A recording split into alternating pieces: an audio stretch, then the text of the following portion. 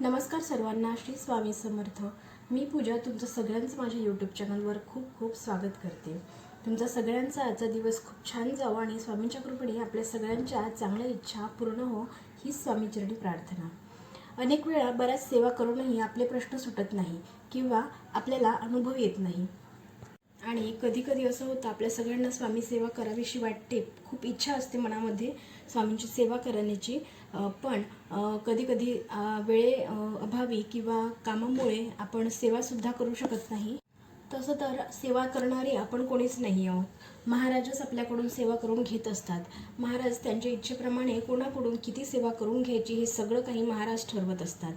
पण मनात इच्छा असूनही काय होतं, आपल्याला कधी कधी सांसारिक जीवनामध्ये एवढे कामाचा व्याप असतो किंवा जबाबदाऱ्या असतात, त्यामुळे बरेचदा स्वामींची सेवा करणं आपल्याला शक्य होत नाही।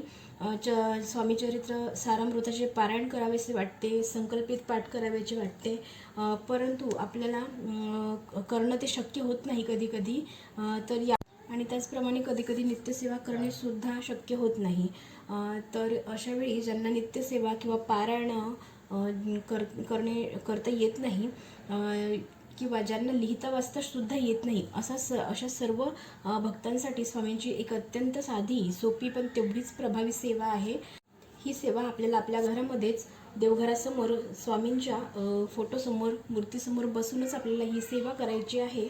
तर जर तुमची एखादी मनोकामना असेल, ती पूर्ण करायची असेल किंवा एखादे जे अडकलेले काम असतील, जे मार्गी लावायचे असेल, जे पूर्णत्वास न्यायचे असेल, किंवा जर तुमच्यावर कोणते मोठे संकट आलेले आहे, तर अशा वेळी सुद्धा तुम्ही ही सेवा नक्कीच करू शकता। किंवा जर तुम्हाला फक्त सेवा म्हणून जर कोणत्याच सेवा तुम्हाला करणं शक्य होत नाही आहे, तर फक्त स्वामींची सेवा करायची आहे, त्यासाठी जर तुम्हाला सेवा करायची असेल, त्यासाठी सुद्धा तुम्ही ही उदबत्तीची सेवा करू शकता।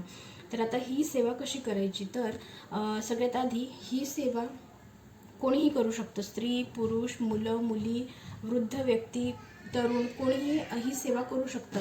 या सेवेसाठी कोणत्याही प्रकारचं बंधन नाही आहे आणि ही सेवा तुम्ही विनासंकल्पसुद्धा करू शकता किंवा संकल्पयुक्त सेवा तुम्ही सुद्धा करू शकता। तुम्हाला जर तुमची काहीतरी इच्छापूर्तीसाठी जर तुम्हाला ही सेवा करायची असेल, तर तुम्ही संकल्पयुक्तच ही सेवा करावी। तर ही सेवा आपल्याला स्वामींसमोर, देवघरासमोर बसूनच करायची आहे आणि ही सेवा करण्यासाठी शक्यतो एकच वेळ आपल्याला ठरवायची आहे। एकतर सकाळी ही सेवा करायची आहे किंवा मग संध्याकाळी ही सेवा आपल्याला करायची आहे, किंवा दिवसभरामध्ये केव्हाही दुपारी पण करू शकता। फक्त 12 ते 12:30 ही वेळ आपल्याला वगळून बाकीच्या वेळेत आपण सेवा करू शकतो। तर सकाळी जर ही सेवा तुम्ही करत असाल, तर आपली देवपूजा वगैरे झाल्यानंतर तुम्ही ही सेवा करू शकता। जर दुपारी करायची असेल, तर तुम्हाला व्यवस्थित फ्रेश वगैरे होऊन, हात पाय धुवून छान व्यवस्थित फ्रेश होऊनच आपल्याला बसायचं आहे सेवा करायला दुपारी किंवा संध्याकाळी जर तुम्ही करत असाल ही सेवा। तर त्यानंतर सेवेमध्ये आपल्याला आसन घेऊन बसायचं आहे। आपल्याला सगळ्यात आधी आसन घेऊन बसायचं आहे, त्यानंतर 2 अगरबत्ती आपल्याला लावायची आहे। त्यानंतर ह्या अगरबत्ती लावल्या आपण की ते सुरू झाल्यापासून ते संपेपर्यंत आपल्याला श्री स्वामी समर्थ या मंत्राचा जप कंटिन्यू करायचा आहे। पूर्ण अगरबत्ती संपेपर्यंत आपल्याला शांत बसून एकचित्ताने स्वामींचं नामस्मरण करायचं आहे।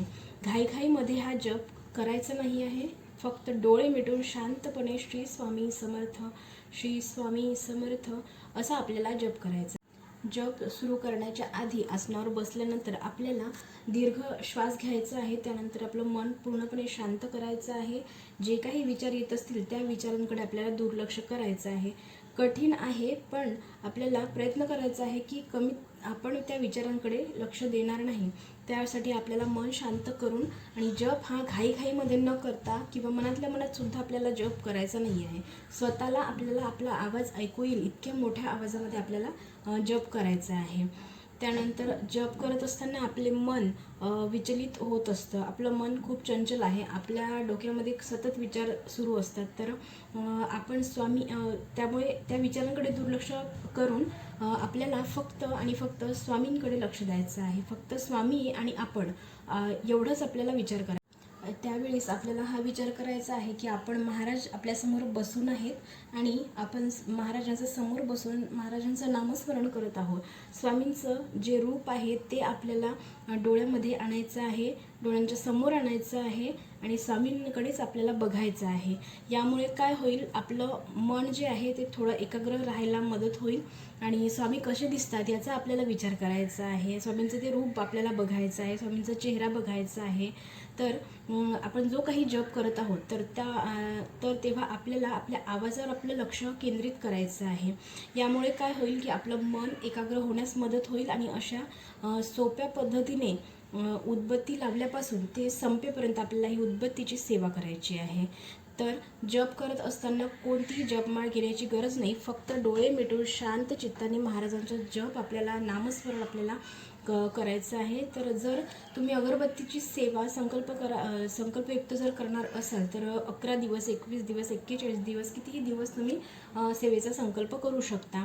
या सेवेला कोणतेही नियम नाहीत किंवा या सेवेचे उद्यापन असे काही नाही, करण्याची गरज नसते. फक्त मासिक, धर्म आणि सुतक, विटाळ यामध्ये ही सेवा करायला जमत नाही. त्यानंतर मांसाहार करून ही सेवा करू नका, कारण महाराजांवर संपूर्ण विश्वास ठेवून अत्यंत श्रद्धेने ही अगरबत्ती सेवा करावी. अगरबत्ती सेवा करताना जी काही रक्षा रोजच्या रोज जमा होणार आहे तर ती आपल्याला निर्माल्यामध्ये न टाकता एका डबीमध्ये आपल्याला भरून ठेवायची आहे. कारण ती जी रक्षा आहे ती अभिमंत्रित झालेली रक्षा आहे, जे आपण स्वामींचं नामस्मरण करताना अभिमंत्रित झालेली आहे ती, आणि खूप शक्तिशाली अशी रक्षा आहे ती.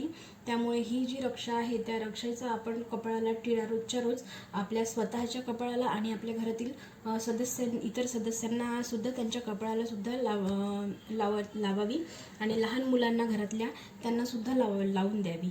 तर या प्रभावशाली सेवेचा बऱ्याच लोकांना अनुभव आलेला आहे, बऱ्याच भक्तांना अनुभव आलेला आहे. तर तुम्ही सुद्धा ही सेवा करून बघा आणि अगदी साधी सोपी सेवा आहे, 5 मिनिटाची सेवा.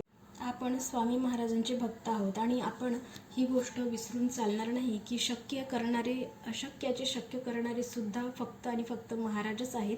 स्वामींच्या नामामध्ये प्रचंड ताकद आहे. जो स्वामींचा जप करतो त्याला स्वामी जपतातच. त्याचे रक्षण स्वतः स्वामी करतात, त्याच्या अडचणी स्वामी स्वतः दूर करतात. ज्या कोणालाही अनेक सेवा करूनही काही प्रचिती येत नसेल तर त्यांना ही अगरबत्ती किंवा उदबत्ती सेवा तुम्ही म्हणू शकता, तर ही नक्की करावी.